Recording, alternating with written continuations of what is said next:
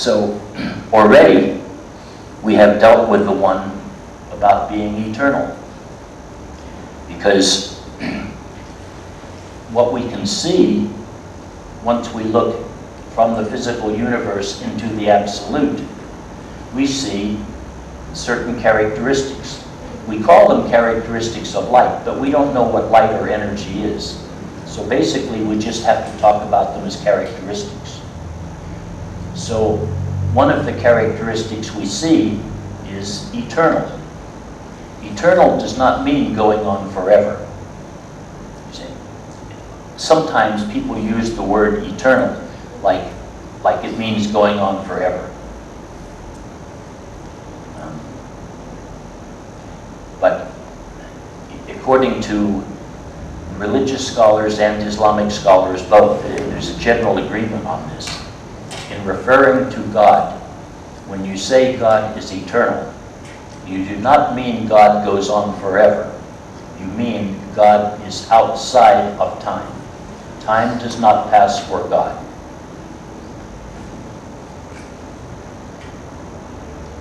And so what did we find as a characteristic when we looked at what happens at the velocity of light? We find that time does not flow. So once we open the door to that which is outside the physical existence, we see time not flowing, which is the attribute of God being eternal. Then omnipresent, present everywhere at the same time. As you remember, I said, if you look at the photon of light leaving the sun and coming to the earth, it takes 8¼ minutes from our point of view. But from the point of view of light, it takes no time at all. So since no time at all passes, but light does go from the sun to the earth, that means that photon is every place in between the sun and the earth at the same time, and all the way to the other end of the universe. 15 billion light years from here, and then going on from that. So what is the characteristic exists outside of space and time of being everywhere with no time passing, being everywhere simultaneously. See, that light is all of those places simultaneously, everywhere at the same time, which is omnipresent. So we have found the second primary attribute of God. Then omnipotent. What omnipotent means is having absolute power. But absolute means having all the power that there is.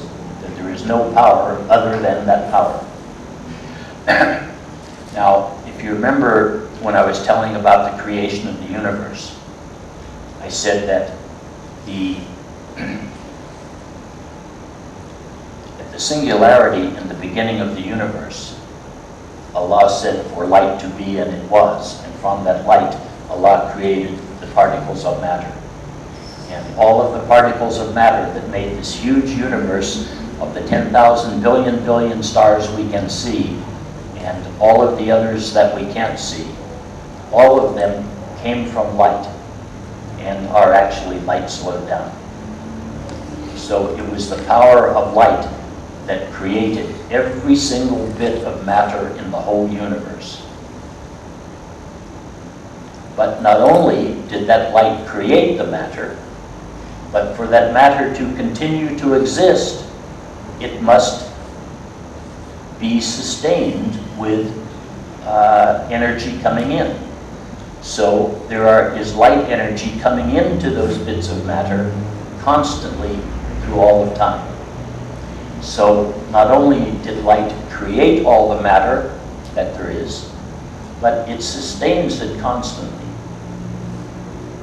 And every time any matter changes, you know, like if this moves or anything happens, it is moved by energy. And energy is the photons of electromagnetic radiation that we are referring to as light. So light makes everything happen. So light created everything, light sustains everything, and light makes everything happen. And nothing does any of those things but light. So the characteristic of having all power, there is no power other than the power that exists that we call through light, but the characteristic of that power exists from outside of space and time. So therefore we have omnipotent. There is no power other than the power that exists from outside of space and time. Then the last one seems like it might be a bit difficult, omniscient, because you think, how much information can light tell? Or how much information can light hold?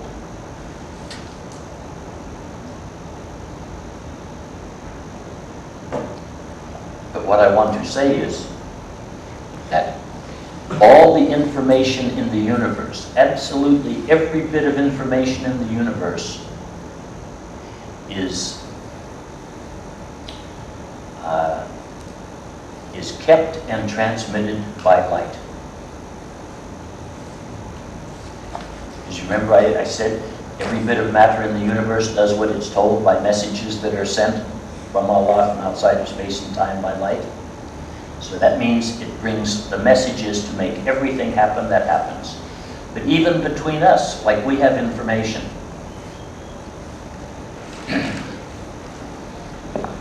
I said the other day about the Spanish word for cat.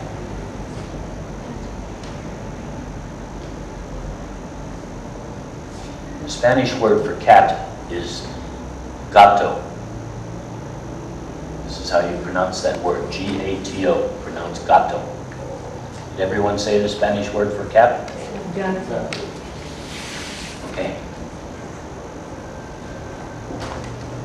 Now you can't see it anymore. What's the Spanish word for cat? Gato. Now, we just take that for granted, right? This is a major miracle. It existed in my head before it existed in your head. Now it exists in all of our head. How did it get there? It was put there by light. Now I'll tell you what the process is, because this is really an amazing process. Normally you would say it is sound, you heard my voice by sound waves. But sound waves is a general term we put on a very complex process, the transmission of information by light. The way that word gato was stored in my brain for the last 50 some years was by, when it went into my brain, it altered the electron levels around certain atoms in my brain by putting light energy in, changing those energy levels, and those changed energy levels I perceive as the word gato. And so that's how I remember it. So light allows or stores the memory of the word, Spanish word for cat in my brain. Now, when I want to tell you a word, I pick out of the words in my mind the Spanish word for cat. So how do I get it to you? I decide to take it from where it's stored by light in my brain, and by light, send it from my brain down what's called the efferent nerves, the nerves away from the brain, going down to my vocal cords. And so atom by atom, from my brain to my vocal cord, little bits of light energy transmit that information of the word gato, atom to atom, all the way down to my vocal cords. And when that information gets to my vocal cords, it tells my vocal cords to vibrate at a certain frequency that will make the sound that to people's ear sounds like the word gato. And the vocal cords, they bounce against the air molecules that are in my throat, and when the flesh of the vocal cord touches the air molecule, it gives it some energy. It passes some light to it. And that air molecule now has within it, transmitted by light, the sound gato, the word gato. And that word goes to every one of the molecules and atoms in the air in the whole room. And the number, anybody know Avogadro's number? Something like 6.08 times 10 to the 28th power or something like that. So you remember the number of stars in the universe? This is about 6 zeros bigger than that.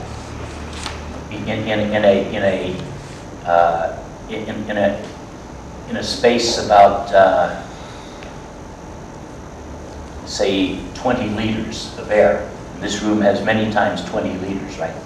In about 20 liters, there would be it would be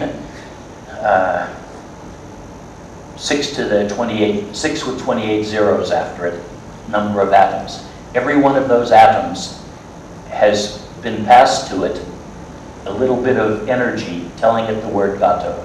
Some of those get to your eardrum, and they vibrate against, the air molecules vibrate against the flesh of your eardrum. And they give some electric, a little bit of light energy to your eardrum. And then your eardrum moves a little bit. And then your eardrum bumps against the 3 little bones of the inner ear, the hammer, the stirrup, and the anvil, each one of those having every one of its atoms pass that information by light to the sound gato. And then the last of the ones beats on the outside of the cochlea. It's like another drum on the inner ear called the cochlea, and it passes light energy to the cochlea. It vibrates at a frequency that inside the cochlea, it looks like a liquid, a yellow liquid, but it's actually tiny, tiny sodium crystals. And they start to vibrate at that same frequency because they have had that light energy passed to them. And then from the inside of the cochlea, there are all these little tiny hairs. These little hairs are actually nerve endings of the auditory nerve that go directly to the brain. And the sodium crystals rub up against those hairs, pass on the light to them, saying, gato means Spanish word for cat. It goes atom by atom up through your auditory nerve into your brain, and somewhere in your brain changes the level. You remember when I show the electron, proton, electron. Now that's at what's called resting state. But if enough light comes in here, it can move out to another level called an excited state. And so when that light energy gets into your ear, it moves some electron levels out to an excited state in such a way that later on you can search for them and find them and find out what the Spanish word for cat is. That every one of these molecules has that information. Now, not only does it have the information, does this light carry the information of the Spanish word for cat, but it also carries to you information that I am speaking with a voice that sounds like a male voice, that sounds like I might have an American accent, and if I were to say the word differently, it could even express emotion. That light can carry emotion. If I were to really like cats, and I said, instead of just calling it gato, I say gato. See, like, oh, so you would know I really like that. Or if I don't like it, gato. See, so all of that information can be carried by light. So if you tell it, like I'm moving my arm now. Why is my arm moving?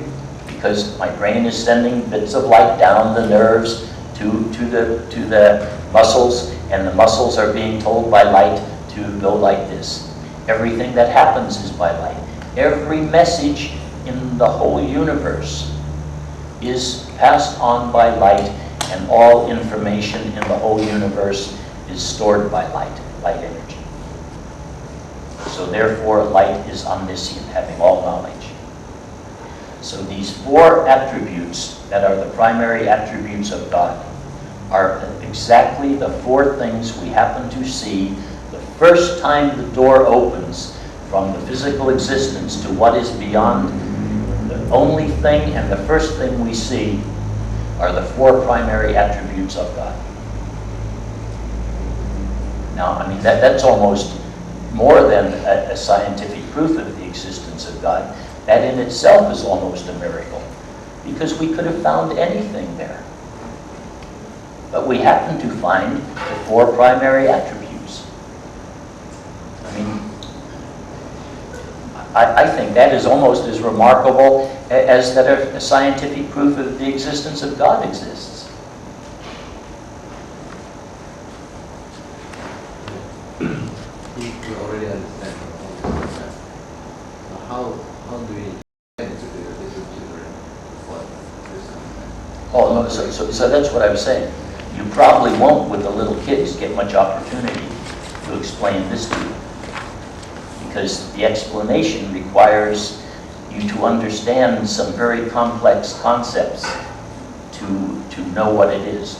But one of the things that you can legitimately say to them is, for example, some people, you could say to a child, some people want to say God doesn't exist because there's no proof, because you can't see him, can you? And they say, no, you can't see him. But you can say, but actually, there is a really good scientific proof that nobody can deny that God exists. So we know God exists in our heart, and if you want to prove it through science, you can even prove now through science that God exists. So you can tell them that much. And if you can break up any of these little parts into a way that the children can understand, as soon as they can understand, it's nice for them to hear them. Back to the sending information to our brain, and we can store the information. But then, mankind, human being, have certain characteristics which is, let's forget, some information on the brain. So why it is happening, and how is it? Okay, there's lots of reasons, not lots, but there's at least a few reasons why we can forget. I showed how memory is at its most primary, most basic level, has to be stored this way, because if there were not changes in these energy levels in the atoms of the brain, there would be no change in the brain, and if there was no change in the brain, there would be no new information in the brain. So new information means change. Change means change in energy levels. That just physically that has to be. Now, these energy levels, it is possible for certain things to happen that can drop an excited state back to a resting state. I mean, among other things, a cosmic ray could come through and hit that electron and move it out of orbit, or you know, and actually that atom would cease to exist as an atom. And your brain wouldn't notice it, but your memory would notice it. Also, when new information is coming in, it doesn't, I'm just drawing one atom here, but obviously it goes to a lot of atoms. Sometimes when new information comes in, probably the storage process might send the same information to places that are already used. And so mix up the information that is already there.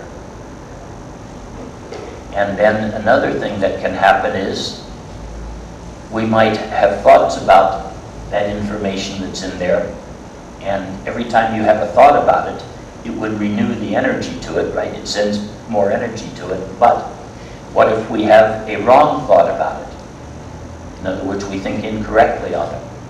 So then we'll send in some energy that'll put competing messages in there. So then you don't have the message as certain as it was. So that could cause forgetting also. So those are a few ways that forgetting can take place. And then also, with age, the neurons of the brain being made up of these atoms, most of them don't replace themselves. And so this is why sometimes if you get old, you can forget things. Or if you have brain damage, or people, when they used to in mental hospitals do shock treatments destroy all sorts of electrical patterns in the brains. So people who have shock treatments tend to lose big hunks of memory.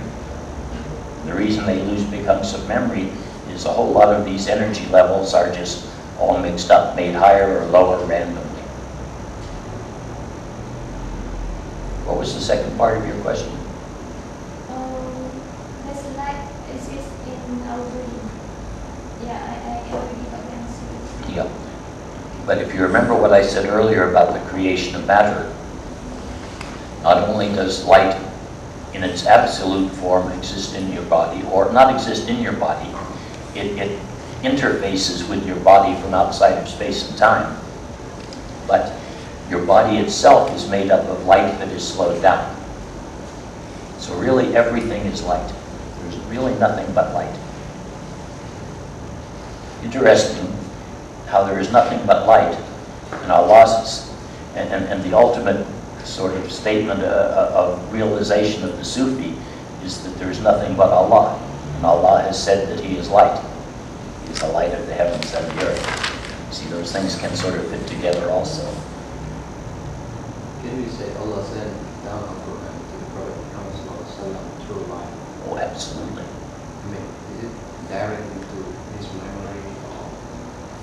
Well, I think some of it went directly into his memory, and some of it came through the medium of the angel Jibril.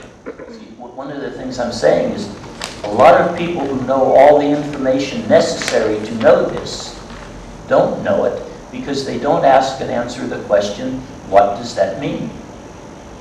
They just take that data, and they're involved in the how and the why and things like that, but they're not involved in what it means.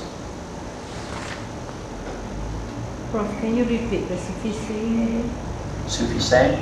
about light and Allah? Well, no, I mean, no. Sufis say all sorts of things about light, and probably, I guess, other than Al-Fatiha, one of the probably. I mean, I don't really like to say one surah is most important in the Quran, but the surah about light, the example of light being like a lamp, and the lamp is in a niche, and that's right. That's considered to be, that's probably the most researched surah by scholars and by Sufi in the Quran. And it's considered to be the surah that gives the greatest hints as to the real mysteries of Islam, and the closest thing that we are told to the nature of Allah. But I mean, the thing the Sufis just say, just a simple thing, that there is nothing but Allah. But it turns out also there is nothing but light. There is light in its absolute sense and light in its relative sense, but it is all light. It is all from the same light, all from the created light of Allah. Maybe that's why the time when Nabi Musa wanted Allah to show one of the true form of himself put to his people, and Allah said that if I were to show even a bit of my power, then the whole mountain would explode, right? Of course, I mean, because you consider it the singularity, right? That light, that created light that Allah placed at the singularity. If somebody were to be there and observe that, of course they would destroy it. Would destroy a planet. I mean, it was so hot and so dense it expanded to within a billionth of a second to hundreds of thousands of miles wide at a temperature of billions and billions of degrees. So, and that was just a tiny bit of the power of it. I mean, as I said before, enough of Allah's power to create this whole massive universe of 10,000 billion stars is not a millionth of 1% of His power. You see, it is essentially no part. It doesn't diminish His power at all. So it says it's such a tiny part, it's unnoticeable. So if Allah were to show Himself in His fullness, not only a mountain would be destroyed, it would destroy the universe. It would be so much greater. But still, Musa saw Allah according to his story. I don't know for sure. We accept that about the burning bush, Musa seeing God in the burning bush, or is that only Christian belief? He fainted, I think he still asked God to prove something, and then there was a flash of light. There was a flash of light, and then he got And then Prophet Muhammad, peace be upon him, when he went on the journey into paradise, says he saw Allah as light. He's not really saying Allah was light. He saw Allah as light. So then there's still incomprehensible. See, this is only our discussion of Allah's created light. We can't discuss His uncreated light because we can barely grasp any understanding of His created light, of His essence, which is the uncreated light. We know of absolutely nothing.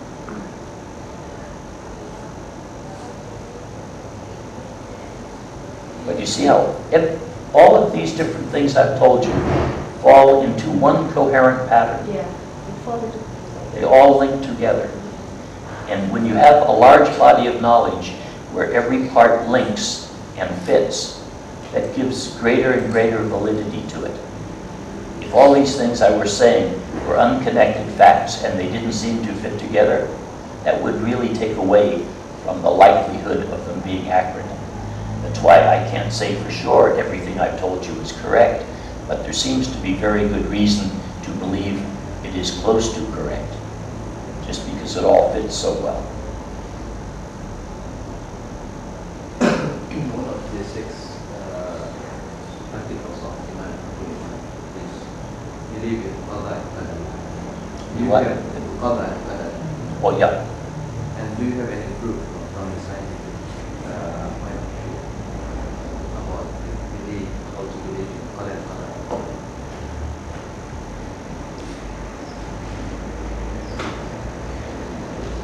And that would be where the belief called, the understanding of many Muslims of what's called fatalism comes from.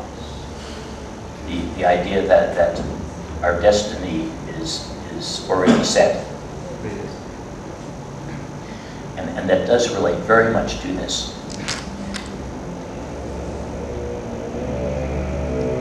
The reason why fatalism, the word fatalism means you feel like your future is not in your hands because it's already set down by Allah. Right? That would be called fatalism. And many Muslims live their life that way. Whatever happens, they just say, well, that was fated by Allah. This is a slight misunderstanding, but what it comes from is the true statement that Allah knows your future. See, Allah knows absolutely everything that will happen in everyone's future. So it is assumed that if Allah knows what our future will be, our future is fixed. And that is where the logic falls apart. If I were to know your future would be fixed. Because you and I both exist in the same temporal framework, the same framework of time. But because Allah exists outside of time, Allah knowing what your future is does not fix your future. using words that get the idea across but are technically not correct, because you can't use these kind of words about what exists outside of time. You would say Allah's now. Now for Allah is our past, our present, and our future.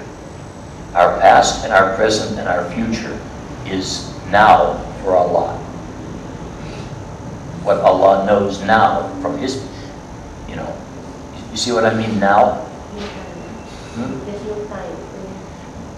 Outside of time. For Allah, time doesn't pass.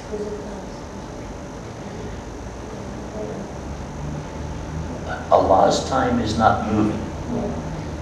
Allah exists simultaneously in our past, our present, and our future. Allah knows what He knows. Allah doesn't gain new knowledge of us, of what we are doing. Allah already knows what we will do. Because He exists in our past, our present, and our future. He knows what our future will be because He knows what we did. The second one could be the time and the space as well. Omnipresent should be Allah. Allah is there in past and present. Allah, let's put it this way. On 1 and 2, Allah exists in all places at all times. So there is no time and no place where Allah is not. So Allah is, once again, misusing words. Allah is there 10 years from now when you are hit by a truck. If you are hit by a truck in 10 years, Allah is there now while you are being hit by that truck. So that's why Allah knows in 10 years you will die. But Allah knowing it does not fix it for you, you see. For you, it is not determined yet. Allah knows what will be determined for you. Allah knows what decision you will make in 10 years. That doesn't fix your decision, right? You have total freedom to make your decision in 10 years. But because Allah was there, He knows what decision you will make. I should put it, He knows what decision you have made. So fatalism is a wrong concept in Islam. Allah has not fixed our future, although Allah knows what our future will be. In some instances, Allah does fix our future, but in most instances, Allah has given us free will, and Allah does not cheat us. If Allah gives us free will, then He gives us the ability to use that free will. Yeah, that was the argument. If Allah gives us free will, and then it's already determined where we're going to be, so it doesn't... See, and that is the error in thought. He did not determine where we will be. He knows where we will be by our choice, because He is already there. His now includes our future. That's the end. Not make sense. Now it makes no sense. And that's the answer to that thing that seemed like an insoluble problem. How can we be both free and have Allah determine our future? But Allah never said He determined our future. Allah said He knows our future. And it's true, yes, He does know our future. But He knows it because our future to Him is part of His now. Yeah, but qada and qadar. Qada is also... You cannot interpret qada and qadar as fatalism then. No, that's what I'm saying. It should not be determined as fatalism. In the Quran itself, we are told several times that we are the ones who determine where we end up, either in hellfire and heaven.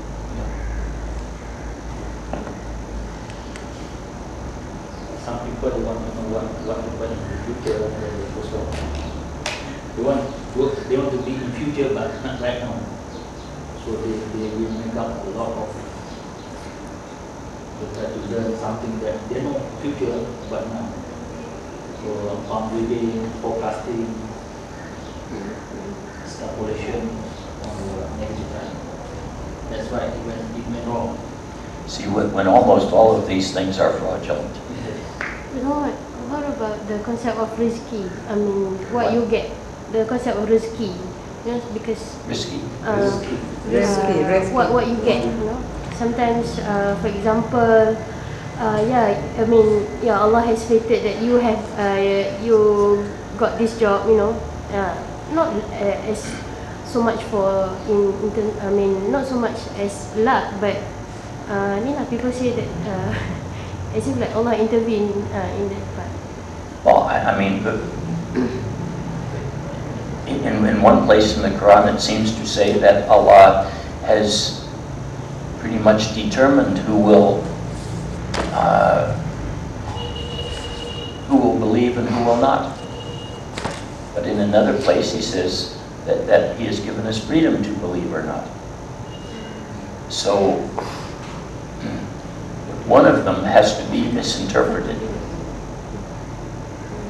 And the one that is misinterpreted is when it says Allah has fated us, what I think this means is that the way Allah has set up the universe and given how we have interacted with the universe, a certain thing will come to us.